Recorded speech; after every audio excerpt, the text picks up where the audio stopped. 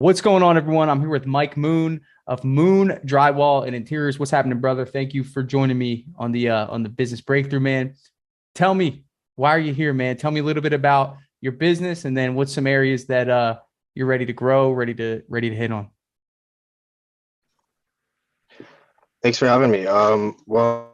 In a business 14 months now. We started last summer.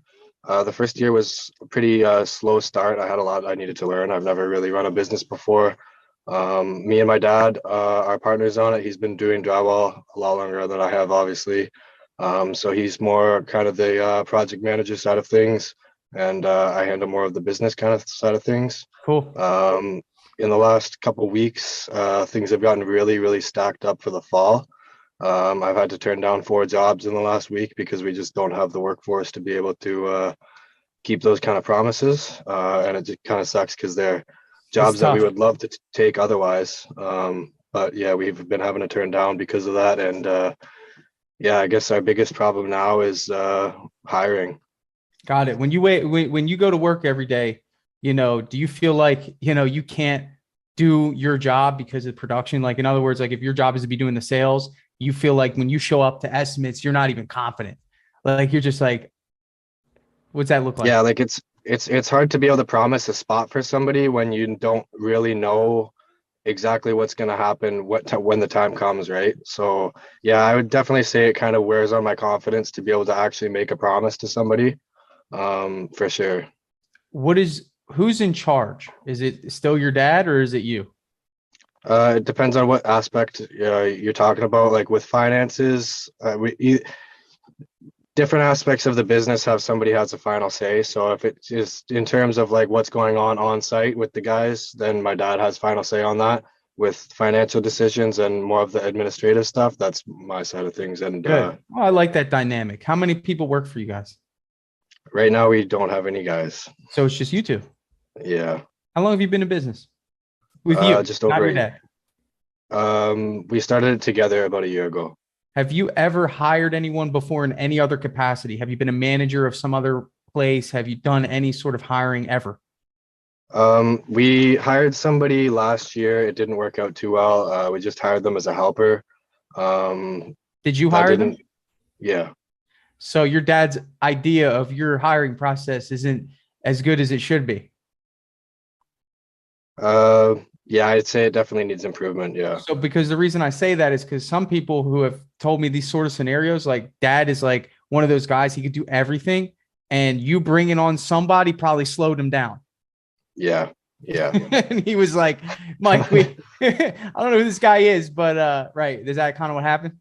Yeah, basically. So, all right, cool. So let's kind of dial back a little bit when it comes to the hiring. So you did that one time and it was almost like we can't slow down. This isn't going to work. And I'm going to tell you why.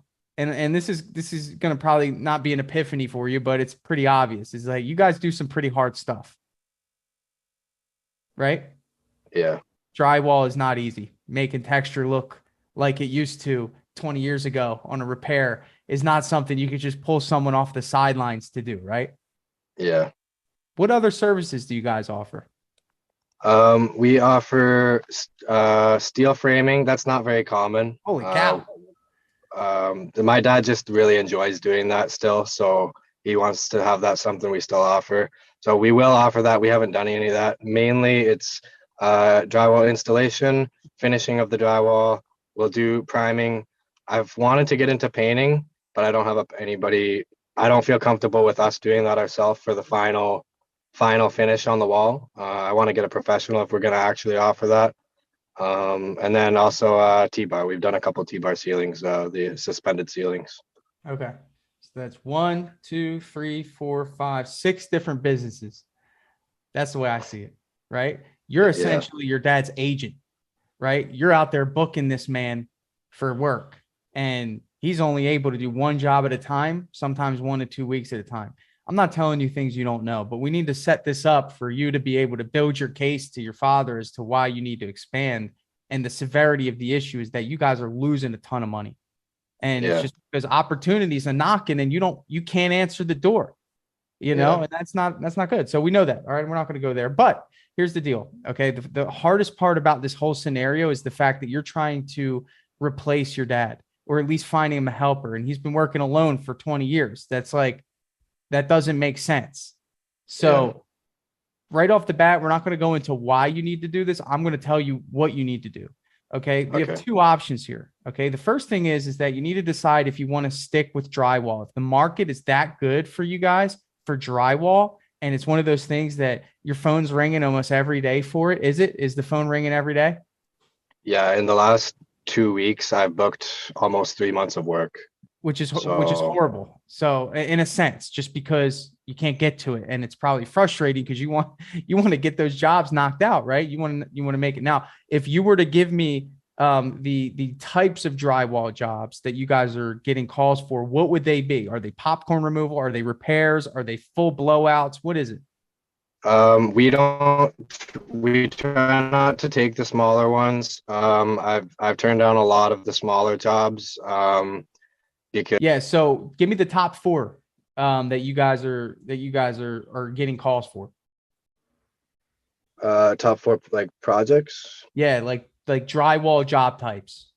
Yeah, so mainly they're all typically we install the board, finish the board, and then people typically like to get us to prime it too. Okay, so install, finish, and prime on new construction. Yeah, or remodel. That's our typical job type for our average size. Yeah. So your dad is in there knocking out whole houses by himself. Well, up until recently, I would be there helping him too. But the thing is, it wasn't until recently that I realized how much that makes me kind of neglect the other responsibilities that I have. Sure. Until I actually, because in other words, your dad is knocking out these houses mostly by himself. Right. Okay. Yeah. So he really needs help. Yeah. We're in the red zone here. Okay. Here's the deal. Yeah. All right. You have to decide what you're going to do, because you got to look out for the man's best interest. He's getting old, right?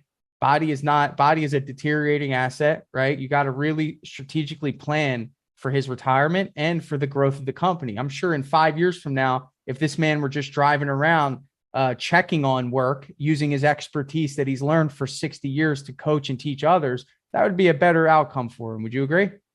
Yeah, for sure. You can unlock that door.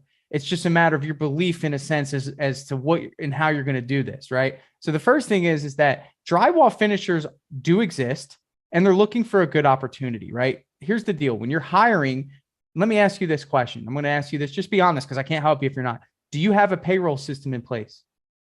No. Okay. Do you have? Can I elaborate on that a little bit though? Sure. So I actually just am going through the process of incorporating. So in Canada, I guess for the States that might be like some like an S corp or something like that, right? I'm not sure what the equivalent is there, but I'm currently going through incorporating. Okay. So that once the lawyer said it's probably going to take a week or two. So once that's kind of finalized, then we'll actually be able to put ourselves and anybody new onto a payroll. And that's what we want is where I'm getting at is that you want to be able to create a better opportunity. I tell people this all the time. It's like, that story of cash or check on Friday is the same story every other contractor, or a large majority of them, preach. You want to be different. And that's how you attract quality people with good character that will help you build a brand that you don't have to babysit. That other person that you hired, tell me how you found him.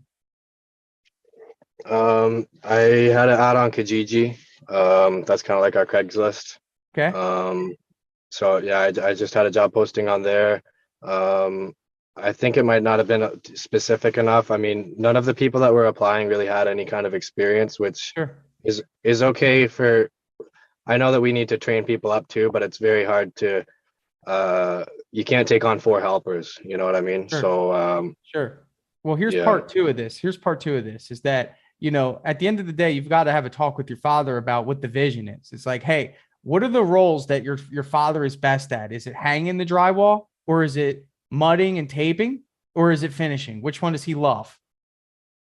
I'd say probably finishing is where he really excels. That's where he thrives, right?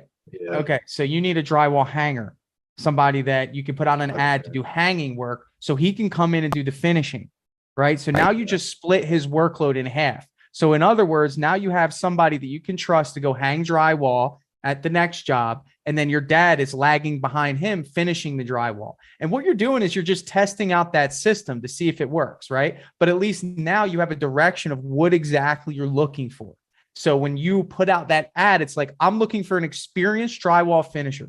And you could do this with any scenario, but what we're trying to do is we're trying to work your father out of the business, but we're not going to work him out of the business. In other words, what else is he going to do? And he's probably not the type of person that doesn't want to work. He's worked so much that he actually probably enjoys it. We don't want to do that, but what we want to do is we want to optimize the business, right? Yeah. And in other words, what's also really cool is that because he's such an expert, when he's done finishing one job, he can go over and check the hanging of the other job, right? Yeah. Okay. Yeah, that's kind of what we had discussed, is having him as like a project manager role and kind of helping out on site where needed and checking in on the various projects going on, right? Right. So in other words, but what I'm saying is that it's important that you know that anything you do in business, you've got to have, you got to have some clarity, right? Like in terms of hiring, because, if we say we want some people with drywall experience, dude, there's 18 different sectors of drywall that you could attract, but we want an expert that's good at hanging, because your dad doesn't have the patience, nor you, to be slowed down on this production process. So as much as I would love to say, bring someone off the street and teach him the process of hanging, that is not easy. Okay. Yeah. Now let's talk about pay. Are you willing to pay a good amount for good help? That's really important. Yeah, I think compared to the area, our pay is very competitive. I know of several companies around that are paying experienced guys only $20 an hour. And for a crew leader, I'd be willing to pay 30. Wow. And you know the problem? The biggest problem here, Mike, is that no one knows about that. Okay. The people that are in their job right now that don't have good leadership, the people that are in their job right now that feel as though they've been forgotten and just left to just work alone and have no support, no atmosphere, or no culture. They don't know about that when they're scrolling Kijiji or Indeed. I don't know if you guys have that. You should, right? You guys have Indeed up there? Yeah, I have an ad on Indeed now too, actually. Good. Yeah, I took your advice on that. Thank you. Yeah, it's good idea, right? But now you should go back to that ad and say, looking for an experienced drywall finisher, right? Or hanger, excuse me, hanger. Okay. Yeah. Now, option number 2. Now look at this from my perspective. The reality of the situation is, if you guys do 10 jobs, that means you have 10 paint jobs. And if you have 10 paint jobs of priming, that means you have 10 finish work paint jobs as well. So that's 20 jobs sitting in your hands. Okay. You need to start subbing out paint work. This can't be a negotiable. This needs to be something that is an add-on to your business. It's silly for you to just let that pass through the door.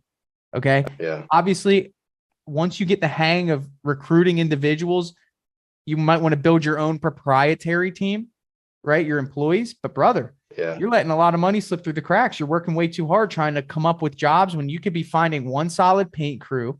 Okay. What part of Canada are you in? Ontario. Alex, if you're listening in Ontario, you got to hit up Mike. He's hit him up. Ian, I don't know where you guys live. My buddies Ian and Alex are in Canada. They're my good friends. And I just had Alex on here. And I mean, what I'm saying is that there's painters out there that want to work with guys like you that don't want to have to find the work. And you just say, hey, this is what it's paying. This is how much I'm going to take. Here, you knock it out for us. Right? Okay. Another thing for your father to project manage, right? So now his role has been split. Instead of him just head down all day, he now balances project management of a little bit of finish work and hanging. And then he's the middleman. He's the guy who's doing you know what I'm saying? You've got to draw out this system and then you got to put it into play. I mean, it's kind of that simple. You just got to have the vision. And you say that we should do subs for the painting. I think that subs are probably better for us right now than the employees, because I'm not getting a lot of people actually going for I've been offering painting for probably 2 weeks now on my proposals, but nobody's really gone for it. Typically it's Mike, the husband that I'm talking to. Brother, there's a difference between offering painting and selling painting. When you offer me painting and you have no painters, I can feel that. Yeah. Part of you doesn't even want to sell it. Yeah, that's true. If I come in and you and me would be totally different. I have 10 painters ready to rock. You have none. Yeah. So I'm going to be like, hey, we can get this painted for you. You know, we're going to be able to do the walls. We'll do 2 coats on the walls. We're going to knock out your trim, the doors, the ceiling, right? You're like, well, if you want painting, we could do it. And that's not, I'm just saying that's why. There's a lot to that. I don't want you to have the misunderstanding of the market. When you have the production in business, confidence comes, right? Yeah. So don't let that be like a thing that you believe until you actually go through the process of having a solid painter, and then tell me if it's not working. You know what I mean? Yeah. Yeah. Yeah. Okay. So, is there anything that you could kind of give me advice for like finding, because I haven't had even one applicant. So I've had the ad up on Indeed for probably, I think 5 days now or something like that. And I How much are you paying? Any interest. I haven't set the budget on that. I wanted to talk to you about that and what you kind of thought. So it's a free ad? Yeah. A lot of right competition. Now, at least, yeah. Yeah. So in other words, let me ask you a question. I want you to be honest with me. If you could split your dad's workload in half, in other words, if you can find a rock star hanger and split your father's workload in half, how much would you pay for that person? What would you pay? Like as like a finder's fee? Yeah. At least a high amount, right? It'd be $1,000, right? I mean, easily, if you knew that this person would show up on time. So in other words, just look at it like that. It's like Indeed is your finder, right? Don't skim out on spending money on hiring, bro. It's the best ROI. It is. It's the best ROI. It's, in other words, you're putting money into a system that generates people that are interested in working with you, that could potentially free your father from all the hard work he's doing and give you the ability to start building a process and a system and a brand and a legacy.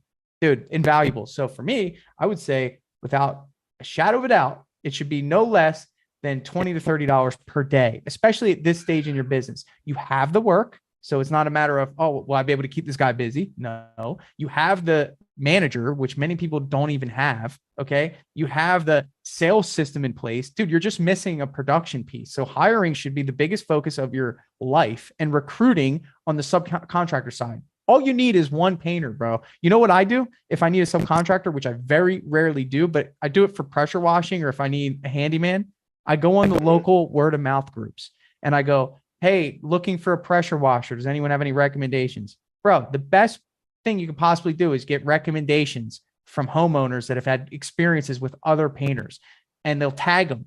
And if I see them tag them, I go to their website, I check out their page, I see if they're active, and then I call them and I say, hey, my name's Tanner. Hey, listen, I'm looking for a really good pressure washer to help me knock out some jobs. Would you be interested in getting a cup of coffee? I mean, it's never been easier. Like, imagine doing that 20 years ago. Okay. You know what I'm saying? One thing about the painting is, do you think that I should, like, if I'm having a subcontractor, should I have them quote it and then add a markup, or how should I handle that? Because usually in new construction, it's by square footage. You guys will come up with an agreement of what the square footage pricing is, right? Okay. Typically, if the GC buys the paint, you got to figure that out, or if you're buying the paint, you got to figure that out. Best thing you can do is not care about the logistics and just do it, and then make a mistake and then fix it. Right. So in other words, like, don't get caught up thinking about the pricing and how much they're going to cost. Right now, you need to create a system, test it, see if it works, refine it. That's it. Don't think about the pricing. Don't think about how much they're going to charge. Don't think about even making money. Just say, hey, you know what? If I didn't make this decision, I would have let this paint job go. Even if I make $500, it's $500 more dollars for our company. Okay. Does that make sense? Yeah. I'm just gonna write that. Taking some notes here. Yeah. Now, so I can reach out and get a painter and talk to them about their like their pricing, so I can get mine dialed in, so I can actually give a quote for it, right? But I'm thinking that mainly, I mean, that doesn't become a pressing issue unless I actually sell a painting job. Whereas I actually have a lot of drywall work coming. Like, I'm booked till. I've got one spot left in October, and then until then. Well, the first focus, Mike, needs to be getting your drywall optimized. Okay. Yeah. It needs to be getting optimized. So don't worry about the painting yet. Don't do both right now. Right. The first thing is to figure out how you can create a system where your dad is just doing the finishing. Okay. That's it. You need a hanger. That's it. That's if you come away with just one thing from this meeting today, it's that you have until Friday to find a hanger, and you should be doing everything in your in your natural born power to find that person. It may even be calling other drywall companies and seeing if they're wanting to sub out from you guys the hanging portion of the job. Okay. I mean, it's I all think about, that would be the easiest one to find, because I have had postings in the past, like I said, and the one time I was specifically looking for finishers, because that's the most extensive part of the job, and it's harder to find people that can do it, and it takes more time. So I was looking for finishers, and I got a lot of people asking if I was hiring boarders, and I told them I would let them know in the future if I was. So I've got quite a few, probably half a dozen people that I could call yeah. today Yeah. and There's got to be a maybe get certain, something worked out. but what I want to give you is just the direction. Like, just get this one individual, and that's going to solve a lot of problems for you guys. You know, you're going to feel more of an incentive to professionalize your brand and your business. You're going to want that payroll set up. You're going to be more motivated to do these things that typically slip through the cracks when it's just you and your dad, and there's not this outside accountability happening. Right. So, Yeah. you know, you have a lot that you are going to do, but the first thing you need to do is get this hire under your belt, get a training system in place, have him work with your dad for a week and start doing this. It's going to create confidence in your sales, maybe even give you the confidence to market, you know, to start even getting more, you know, reps. Then you're going to have a little breathing room to start vetting subs for the painting. And now you're creating a solid system, you know. You may even go to the residential side and start selling paint jobs and subbing them out if you find a good sub that you really feel confident with. Okay. Anything else you want to hit on? You said you have a hiring course, right? I do. Would you like it? I would, yeah, I would love that if I'll you'd send be it to willing you. to send that over. I Yeah. will. Okay. Yeah. Perfect. Awesome. Thank So you. I appreciate that. the goal of hiring is a process, right? The goal of hiring is to create the perception that whoever is coming into your business, okay, this is very important, is leveling up in their life. Okay. If your Yeah. business is not a step up from the average contractor, then that's on you to figure out why. Because ultimately, anyone who is self-motivated, in other words, they get up, they go to work, they love to work, and they want to be there on time, they want to do their best. Anyone that has something to lose, which is, hey, if they don't work, their family won't eat, right? Somebody that strives to be the best they can be, that showcases character, that has all the attributes of someone that we would want to work autonomously and not have to be babysat, or not have to be worried about. They want to feel as though that they're advancing in their life. And you can create that. And you don't have to have benefits. You don't have to have all these immaculate things. But what I am saying is that you can create the perception. And I'm not saying that that's manipulative, as long as you meet the expectation when they hire, you know, when they come on board. In other words, when you create the perception from that ad, and then you message them after and say, hey, I'd like to schedule a brief phone interview with good pronunciation in your message, no typos and lowercase letters, as if you're a corporate company messaging them saying, please let us know what time works on Tuesday and the best phone number to reach you. And then you call exactly when you say you're going to call, and you have a structured outline of the questions that you ask.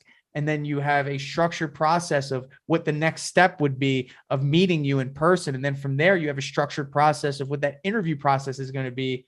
That creates the perception that they are leveling up and the work that they're about to do is worth it, rather than, hey, can you start tomorrow? I have a job that you can come work on. Yeah. Yeah. I mean, we got to get rid of that, you know? Yeah.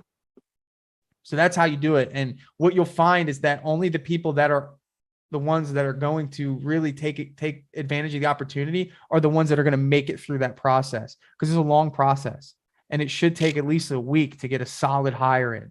And if they can wait a week and go through all of your steps and still be motivated, boom, you got someone good. And they're going to hold that position in high regard because they earned it. Yeah. Only you can create that. Remember. All right. Now, I think I remember you saying that, like, at the last bit of your hiring process, you do a working interview. I do. What should that look like?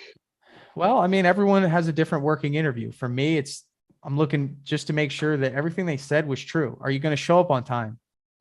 If you're not on time, are you going to call me to let you know what happened? I'm not that crazy. I just would like some notification, right? Yeah. Do you work well with my team? Do you come with drama? Are you on your phone the whole time? Right? Are you, like, this is your chance to just vet in the game, right? You give somebody an opportunity to play in the game, and it doesn't have to be 7 days. It could be, we'll usually know it first day, but I'll say, hey, it's a 1 week working interview. And then I'll just meet with them on Friday and say, hey, you passed. Or sometimes I'll even call them on Wednesday and say, dude, you're a rock star. You're in, so that's just I call it an insurance policy. Yeah. Okay. You know what I'm saying? So don't overthink it, man. Come back in a month. Hit me up. Let me know how it went. We'll do another one of these, but just don't overthink these things. You got to take risks. If you don't risk it, you don't get the biscuit. Yeah. You know what I'm saying? All right. Yeah.